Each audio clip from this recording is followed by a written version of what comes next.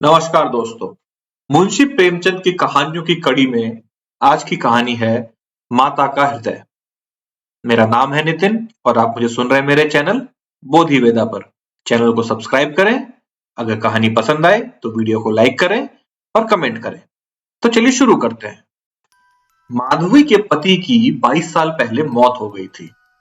उसके पास कोई धन दौलत नहीं थी और संपत्ति के नाम पर सिर्फ एक बेटा था जो इस वक्त जेल में बंद था। अपने उस घर में वो अकेली पड़ गई थी और उसके आंसू तक पोंछने वाला कोई नहीं था। माधवी ने बड़े दुख तकलीफों को झेलते हुए अपने बच्चे को पाल पोस कर बड़ा किया था। अगर माँ बेटे को जुदा करने वाली मौत होती तो माधवी सब्र कर लेती। उसके मन में किसी के लिए क्रोध नहीं होता, लेकिन उन्हें जुदा करने वाले तो कोई और ही थे, जिनके अत्याचार को सहना उसके लिए मुश्किल हो रहा था। माधवी के मन में बार बार उन स्वार्थियों से बदला लेने का विचार घूम रहा था। माधवी के लिए उसका बेटा ही सब कुछ था, जिसे देखकर ही उसे जिंदगी में आगे बढ़ने का हौसला मिलता था। माधवी का बेटा सुंदर होने के साथ ही बहुत होनहार भी था। माधवी ने उसकी अच्छी परवरिश की थी। उसकी गली के सारे लोग उसके बेटे की तारीफ करते नहीं थकते थे और यहां तक कि स्कूल के अध्यापक तक उस पर जान छिड़कते थे। माधवी के बेटे का नाम आत्मानंद था। आत्मानंद से दूसरों की दुख तकलीफें देखी नहीं जाती थी और वो लोगों की मदद करने के लिए हमेशा ही तत्पर रहता था। उसे देखकर कोई सोच भी नहीं सकता था कि वो कोई अपराध कर सकता है। माधवी भी यही सोचकर तड़पते हुए दिन काट रही थी कि आखिर उसका अपराध ही क्या था। आत्मानंद में गुणों का भंडार था।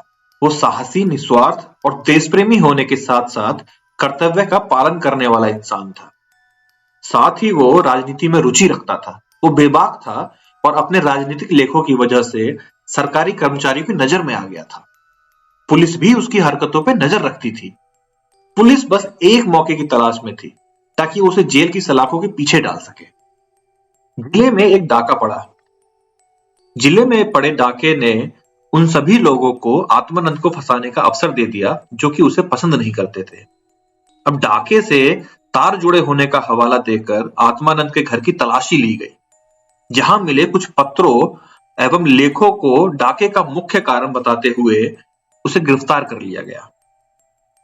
अपने आरोपों को सिद्ध करने के लिए पुलिस ने कुछ और युवकों को गिरफ्तार किया और आत्मानंद को गिरोह का मुखिया करार दे दिया, जिसके बाद महीने भर तक मुकदमा चला और ना जाने कहां-कहां से पुलिस ने ऐसे झूठे गवाह लाकर सामने खड़े कर दिए कि कोर्ट ने आत्मानंद समेत सभी युवकों को दोषी करार दे दिया और 4 साल के कठोर कारावास की सजा सुना दी। बेटे की हर सुनवाई में जा रही माधवी ने देखा कि इंसान का चरित्र कितना नीच हो सकता है और वो अपने स्वार्थ के लिए किसी को भी हानि पहुंचाने से नहीं चूकता। अपने बेटे को हथकड़ियों में पुलिस द्वारा जेल ले जाते देख माधवी वहीं बेहोश होकर गिर गई, जिसके बाद कुछ भले लोगों ने उसे तांगे पर बैठाकर घर तक पहुंचाया।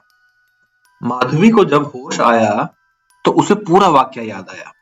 अपने इकलौते सहारे से दूर होने का गम उसे खाए जा रहा था, जो उसे एक पल भी चैन से सांस तक लेने नहीं दे रहा था। कोई रास्ता ना सूझने पर माधवी ने अपनी वेदना को ही प्रतिशोध में बदलने का फैसला लिया और अपने बेटे की ऐसी दुर्दशा करने वालों से बदला लेना ही अपने जीवन का मकसद बना लिया। माधवी के मन में भी प्रतिशोध की ज्वाला धधक रही थी। वो बस यही सोचती थी कि ऐसा क्या करे जिससे उन अत्याचारियों से बदला लिया जा सके। देर रात तक माधवी सोचती रही कि विधवा जीवन जीते 22 साल बीत गए, लेकिन अब उसे बाहर निकलना ही होगा। अपने अंतर्मन से माधवी कहने लगी कि इस दुनिया में अच्छे कर्मों की कोई जगह नहीं और हो सकता है कि ईश्वर ने भी निराश होकर हमसे मुंह फेर लिया हो। तो ऐसे में उन अत्याचारियों को दंडित करने के लिए उसे ही कदम उठाना होगा। शाम का वक्त था। लखनऊ में एक बड़ा सा बंगला झिलमिलाती लाइटों से सजा हुआ था, जहां दोस्तों की महफिल सजी थी और गाना बजाना हो रहा था।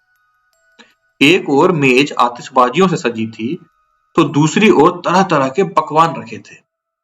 बंगले के चारों ओर पुलिसकर्मी तैनात थे, क्योंकि वह बंगला पुलिस सुपरिटेंडेंट मिस्टर बागची का था।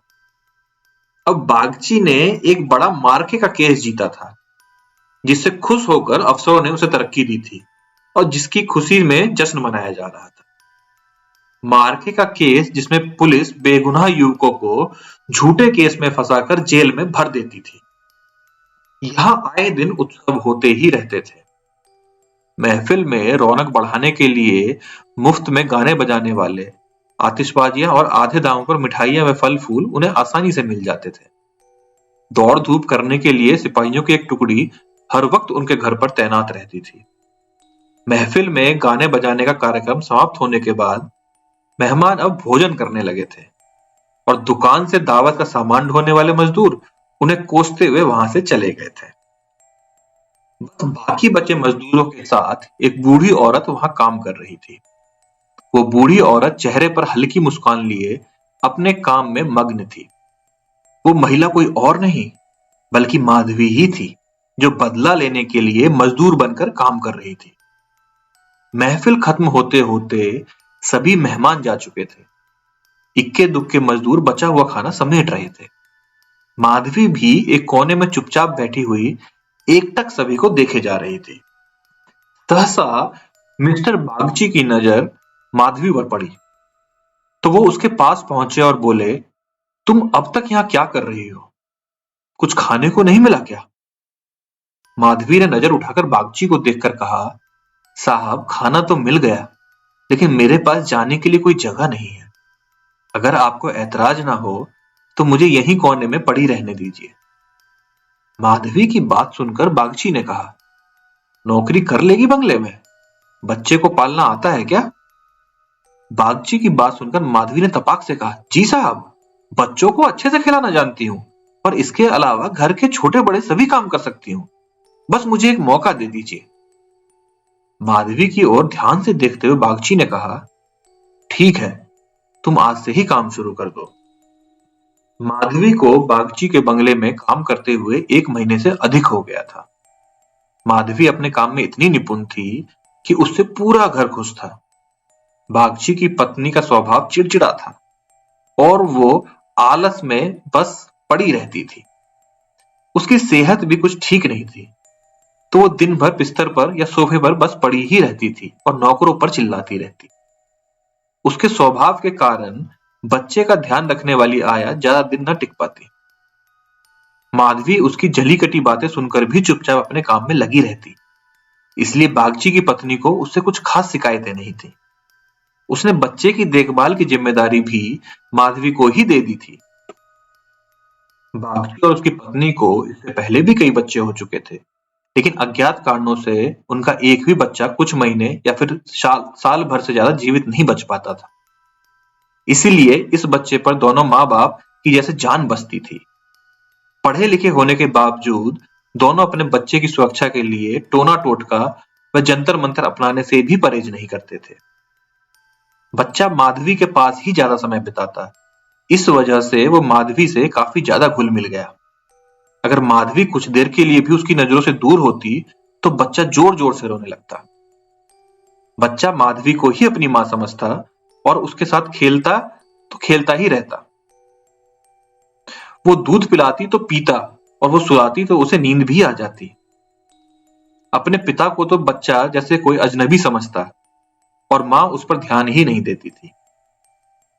माधवी को लगा कि बड़े घर में काम करने से तनख्वाह अच्छी खासी मिल जाएगी, जिससे महीने का खर्च पूरा हो जाएगा, लेकिन यहां तो नौकरों से पैसे का हिसाब लिया जाता था।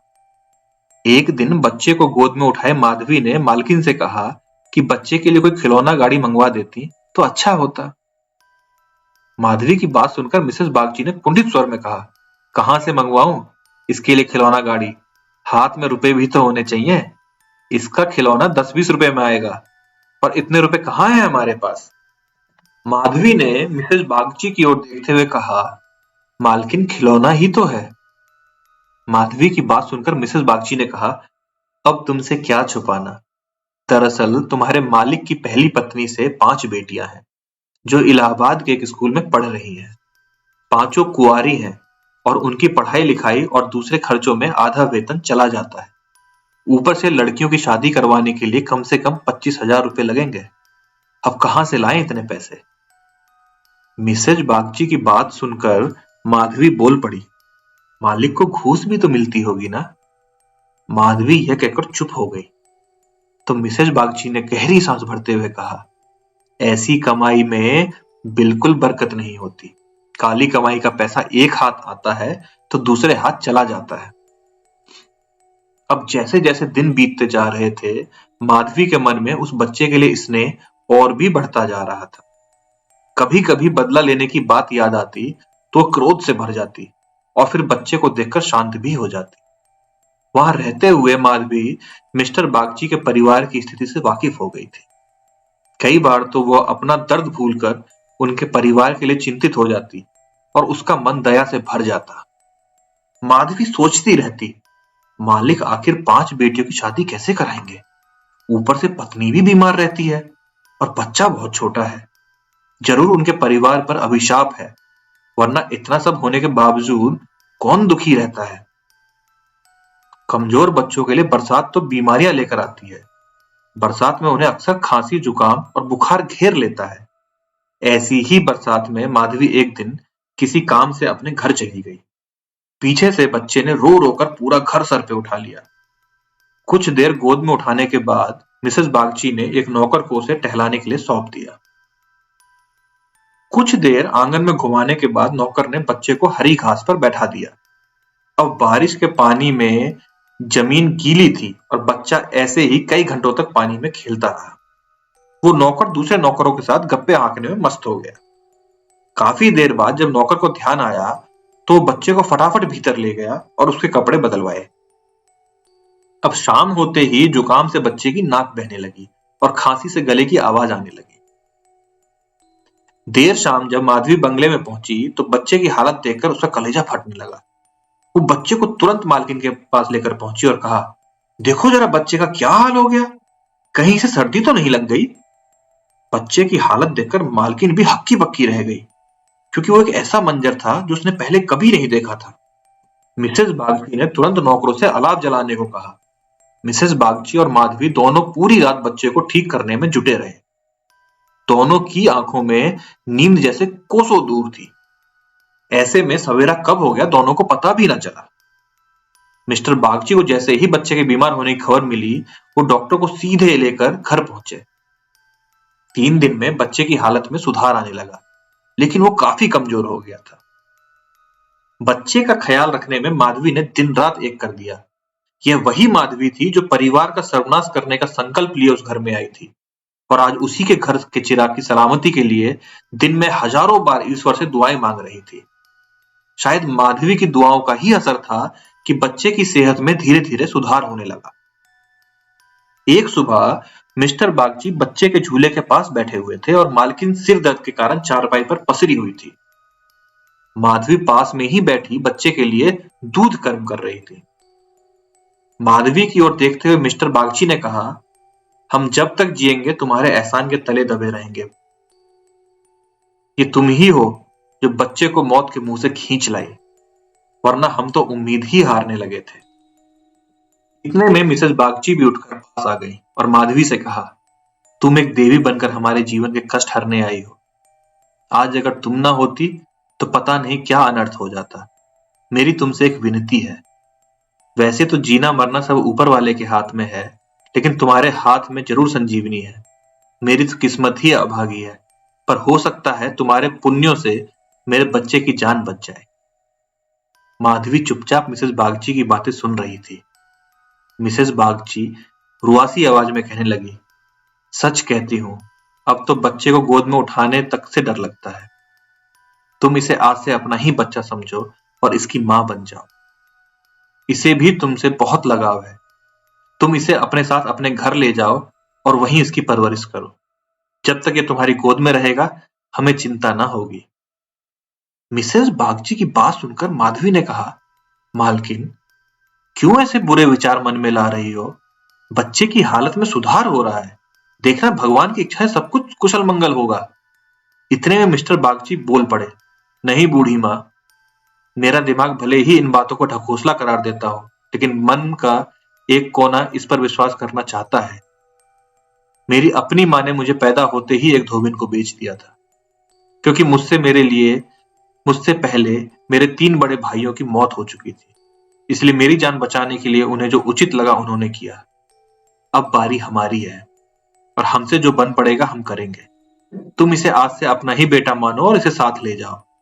हमें जब भी इससे मिलने का मन होगा चले आएंगे, और खर्च की चिंता ना करना। इसकी पूरी परवरिश का खर्च हम समय समय पर तुम्हें भेजते रहेंगे। मिस्टर बागची ने कहा, मैं जिस पेशे में हूं मुझे ना चाहते हुए भी कई कुकर्म करने पड़ते हैं। झूठी शहादतें बनाकर निर्दोषों को फंसाना पड़ता है। उनकी और उनके परिवारों की ना जाने कितनी बद्दुआएं मेरे सिर पर हैं। मैं जानता हूं कि बुराई का फल कभी अच्छा नहीं हो सकता, लेकिन मैं लोभ में आ ही जाता हूं। अगर मैं ये सब ना करूं तो नालायक करार देकर निकाल दिया जाऊंगा। अंग्रेजों को जहां 100 खून भी माफ होते हैं, लेकिन हम हिंदुस्तानियों की एक गलती भी हमें भारी पड़ सकती है। इसलिए मेरी विनती है कि हमारे बेटे को स्वीकार कर लो। माधवी को भी उस बच्चे से बेहद लगाव था, इसलिए वो खुशी खुशी मान गई। गदगद होते हुए माधवी ने कहा, आप दोनों की अगर यही इच्छा है तो मैं बच्चे को अपनाने के लिए तैयार हूं। मुझसे जो बन पड़ेगा मैं करूंगी। मेरी भगवान से बस यही दुआ है कि हमारे बच्चे को वो अमर करे। बड़ी देर से बच्चा आराम से झूले में सो रहा था। चादर से उसका मुंह ढका हुआ था। माधवी ने दूध गर्म करके बच्चे को पिलाने के लिए जैसे ही उसके मुंह से चादर को हटाया, उसके मुंह से जोर से चीख निकल गई। बच्चे का शरीर पूरी तरह ठंडा हो चुका था और चेहरा पीला पड़ गया था। माधवी ने जल्दी से बच्चे को गोद में उठाकर सीने से चिपका लिया और जोर जोर से रोने लगी। बालक सभी को छोड़ भगवान के पास जा चुका था। दिन भर पूरे घर में मातम पसरा रहा और रोने की चीख पुकारों से जैसे पूरा घर कौंध गया था। मिस्टर बागची और उनकी पत्नी का भी रो रोकर बुरा हाल था। माधवी जो खुद बच्चे को खोने के दर्द से तड़प रही थी, उन दोनों को सांत्वना दे रही थी। माधवी उनसे कह रही थी, अगर उसके बस में होता तो अपने प्राण देकर भी बालक को बचा लेती, लेकिन ऐसा संभव नहीं है। माधवी जो अपना बदला लेने आई थी, ममता के बंधन में बंद स्वयं दुख को लेकर जा रही है। सच कहते हैं कि माँ का दिल दया का सागर होता है। माँ वो देवी है जिसकी निर्मलता को कोई भी मैला नहीं कर सकता। तो दोस्तों, इस कहानी से हमें क्या सीख मिलती है? इस कहानी से हमें ये सीख मिलती है कि माँ की ममता का पूरी दुनिया में कोई मोल नहीं।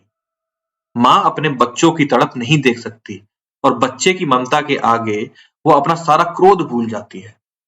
वहीं ये कहानी हमें ये सीख भी देती है कि इंसान को कभी लालच नहीं करना चाहिए और ना ही किसी को दुख देना चाहिए। धन्यवाद। अगर ये कहानी पसंद आई हो तो वीडियो को लाइक करें, चैनल को सब्सक्राइब करें और कमेंट करें। Thank you.